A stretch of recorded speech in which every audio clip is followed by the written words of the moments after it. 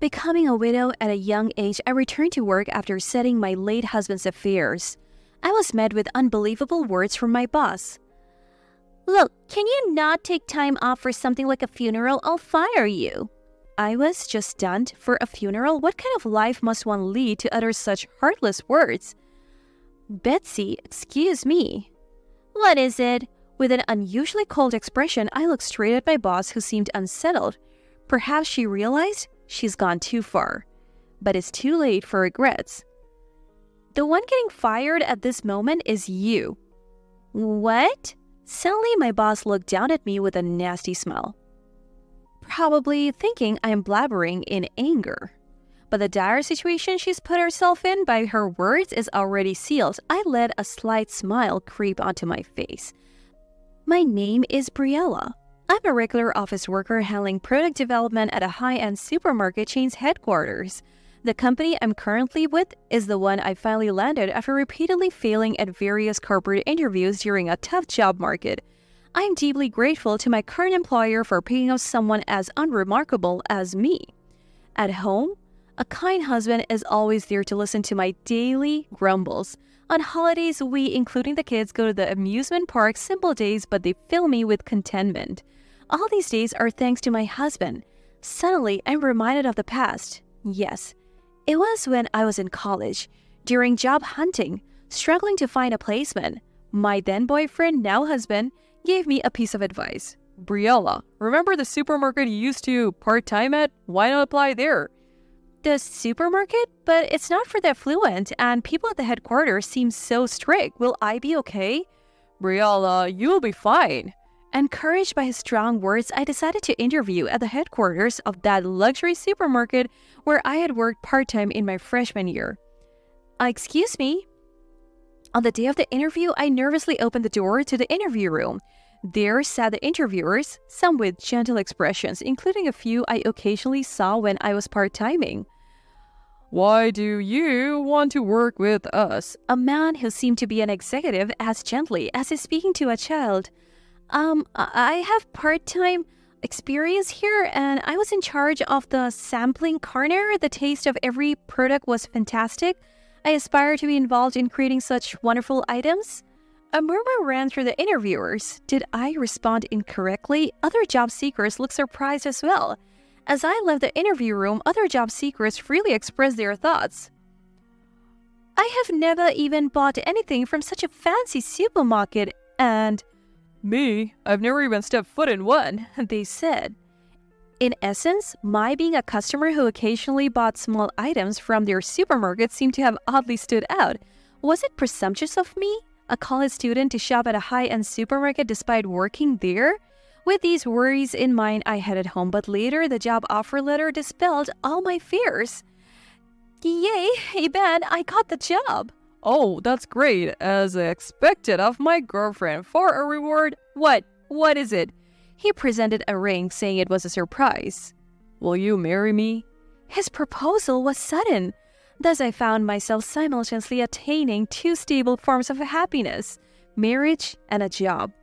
It seems he had decided to propose once I succeeded in my job hunt. Thinking about how he patiently waited while I continued to fail interviews made me chuckle at his earnestness. I would be delighted to. I decided to accept his sincere proposal. However, at the peak of this happiness, I was soon to experience a downturn upon joining the company. It was due to the arrival of Betsy, my supervisor in the product development department. "You have only ever part-timed at a supermarket sampling booth during your student days, right? How did we hire someone with almost no real-world experience, who hasn't even done internship?"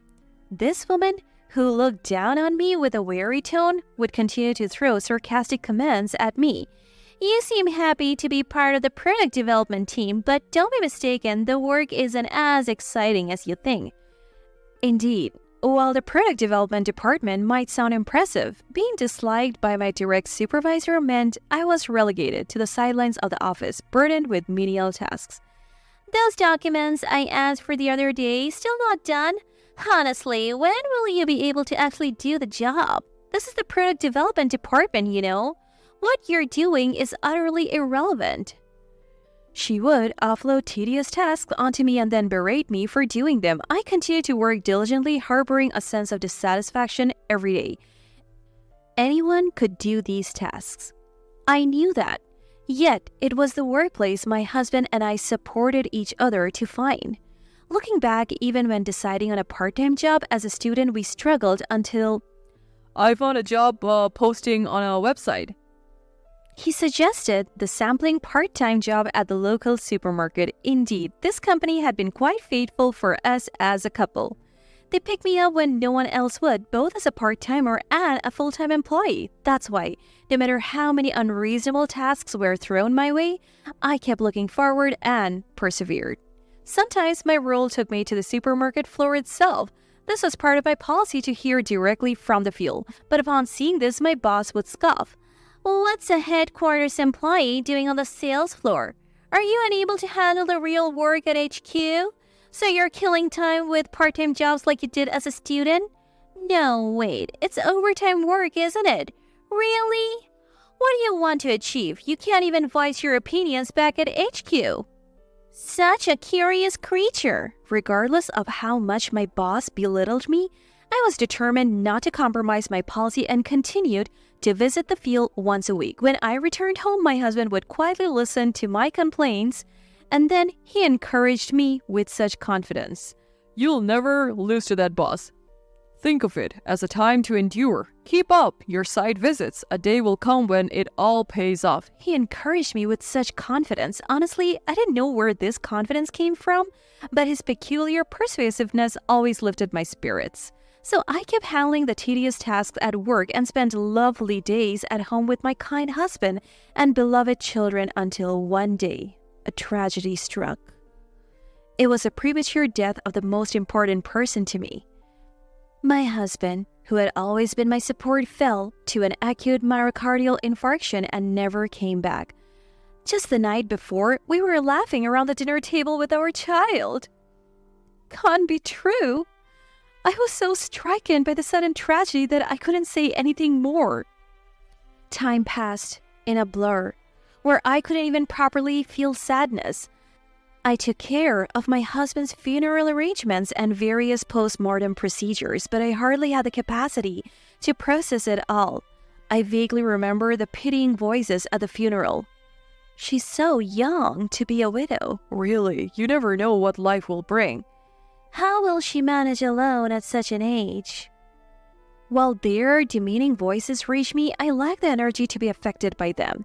Yet somewhere in my mind, I was blankly considering the future, especially with a child to care for. After the funeral and all the procedures exhausted, I returned to the company only to be met once again by my disdainful boss.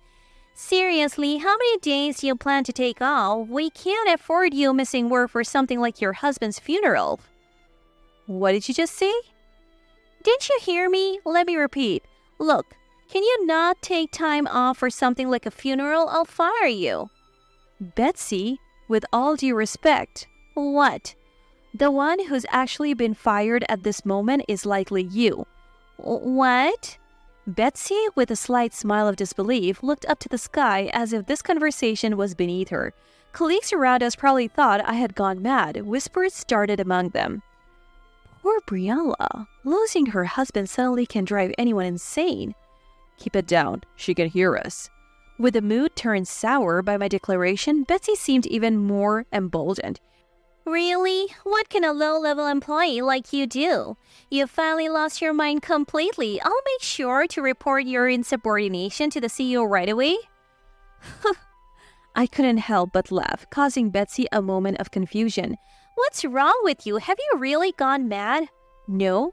It's just amusing to see you so overconfident without knowing anything." "What do you mean? Speak clearly." In fact, my late husband's grandpa was a director of this company. He was a key figure at its inception, instrumental in launching this supermarket chain. The mantle was then passed to my late husband's dad. However, my father-in-law passed away when my husband was still in middle school, and therefore his brother took over as CEO. My husband, who had no ambition for corporate succession and wanted to follow his own path, pursued a career as an artist, utilizing his artistic talents. Until the very end, I was unaware of the close connection between him and my company. But after his death, shocking truths were revealed to me through his will and conversations with relatives. Firstly, the will stated, Briella, I'm sorry I kept this from you. Actually, my grandpa was one of the founders of the supermarket you work at. It went on to detail his family background, how his uncle ended up taking over the supermarket, and how he had discreetly influenced my part-time job interview and job hunting. Briella is so independent. I thought she would be hurt if she knew I was meddling. And it's not like the company hired you just because I recommended it. Remember, during your part-time interview, you exactly talked about how much you love the supermarket's products and saved up to treat yourself. Yes, I remember saying something like that during the interview. I recall how the interviewer seemed pleased. That's why you got the part-time job and later the full-time position. Uncle told me how passionate and bright you look talking about the supermarket's products. She's exactly the kind of straightforward and pure person I expected when I recommended her, he said. He was also the one who encouraged our marriage. That the CEO was my late husband's uncle was a complete surprise. Just then, as if on cue, he arrived. Briella, I apologize for keeping this from you. The CEO, here to pay his respects, apologized to me. And as he mourned the premature loss of him, he continued, You are indispensable to the supermarket, being so knowledgeable about the products. However, despite our hiring you for your expertise, I've noticed you are conspicuously absent from the planning meetings. I've heard a bit from Iban. But is it true that Betsy has been harassing you? Yes. Actually, she has told me that I'm not ready yet to take on real responsibilities. That's nonsense. We hired you as a key asset. All right, I'll have a word with her about this. I was surprised by the revelation in my late husband's will and from the CEO, but my pride wasn't hurt. In fact, I was deeply grateful to know they had both silently supported me, recognizing my abilities and knowing my character. So when I returned to the workplace and Betsy hurled her usual sarcasm, I was inwardly thrilled. You mean that's actually true? Betsy, now fully aware of everything, was pale and at a loss for words. Then the CEO arrived. Hello, Betsy and Briella. I've heard the story. You were making quite the statement just now, weren't you? That was... Oh, never mind. No excuses needed. You're no longer needed in this company. Consider yourself dismissed. The CEO, who had just appeared, announced Betsy's termination. Wait, please. Sure, you've had various projects and worked hard as a team leader. Yes, so... Betsy was desperately trying to argue her case, but the CEO continued ruthlessly. But tell me, have you ever spent time on the supermarket floor? What? See? It's unthinkable these days for headquarters staff to neglect visiting the field. That's... You've always looked down on the contract workers in the field. On the contrary, Briella not only worked on the floor as a student, but has also made frequent visits to the supermarket floor since joining the headquarters, listening and learning. Is that so? Even now, Betsy frowned unhappily whenever the CEO mentioned my name. Seeing this, the CEO reaffirmed his decision. I'm sorry, but you need to leave, effective today. Admittedly, I might have had my faults, but is visiting the supermarket really that important? Briella has been going to the field every week, but she hasn't utilized any of that supposed knowledge or experience at the headquarters. My supervisor began to slander me, even though she was the very person preventing me from attending the meetings. Her audacity was astounding. Isn't it you who kept Briella from attending those meetings? No, she was reluctant because she felt inexperienced, and from my perspective, it seemed a bit premature to include her in those meetings. The supervisor started to claim that I chose not to attend the meetings. The CEO looked a bit surprised. Briella, so it wasn't just harassment from Betsy, you were also holding yourself back? The CEO gave me a skeptical look. This was bad. I could lose the favorable position I had. Seeing me slightly flustered, the supervisor seemed pleased. No, that's not the case. Sure, as a newcomer, I thought it might be too early to attend meetings, but more recently, I have been eager to apply what I have learned in the field. However, Betsy didn't allow it. I defended myself as best as I could. I didn't want to let the supervisor have her way any longer. Oh, blaming me, are you? You could have created a presentation or taken initiative, but you did nothing. All that time observing was a waste. Would have been better spent resting for the next day's work. Her words were so damning, I fell silent. The CEO seemed somewhat exasperated, but then he said something unexpected. Briella, I heard from Ivan that every time you return from the field, you always kept a detailed inspection notebook. Show it to me. I always took notes on employee feedback and customer behavior patterns during my supermarket visits, then meticulously compiled them upon returning, hoping they would be of use to the company one day. Though sidelined by my supervisor, I believed this information could eventually benefit the company. The CEO was visibly impressed upon seeing the notebook I presented. Amazing! How many employees truly understand the field as you do? Ivan really had an eye for talent. I'm grateful he brought someone as competent as you to our company, he murmured with deep emotion. The supervisor looked awkwardly down at her side. Betsy, have you ever seen this? No, I had no idea she was keeping such a notebook. That couldn't be true. I had repeatedly asked her to look at my notes. I have asked Betsy several times to look at my notebook, but she said it would just end up as trash. Don't speak out of turn. As we argued, the CEO stated calmly, You're fired. You mean Briella, the one producing nothing but trash? The supervisor retorted, but the CEO, facing her squarely, repeated himself, You are fired. I'm talking about you, Betsy. How many times do I need to say it until you understand? Why should I be? It's Briella who's been wasting time and effort, but of course, the CEO is such and family. I get it, a company hiding its nepotism. I'll leave it myself. With my skills, I can make it any company. Just wait and regret firing me. It seemed the supervisor's final stand did nothing but infuriate the CEO further. She hurled her last words, gathered her belongings, and left. With her departure, the product development department changed. Communication improved, customer feedback was better integrated into successful product launches, and the overall working environment and relationships improved. I became an indispensable part of the product development meetings. My insights drawn from my part-time experience and as a regular consumer, not affluent, seemed innovative, leading to my promotion. I became the head of the product development department. I, who once admired this department from afar, now led it. Despite faring impoverished days after my husband's passing, the substantial inheritance he left behind, coupled with my position, ensured a comfortable life. The realization that I was working for a company managed by his family became a significant support. The products of the supermarket that I once saved up for as a part-time student are now casual indulgences for me. I not only get to try new products before they hit the shelves, but my feedback is also reflected in them. My days are fulfilling and satisfying. Of course, not a day goes by that I forget my late husband, but I am moving forward.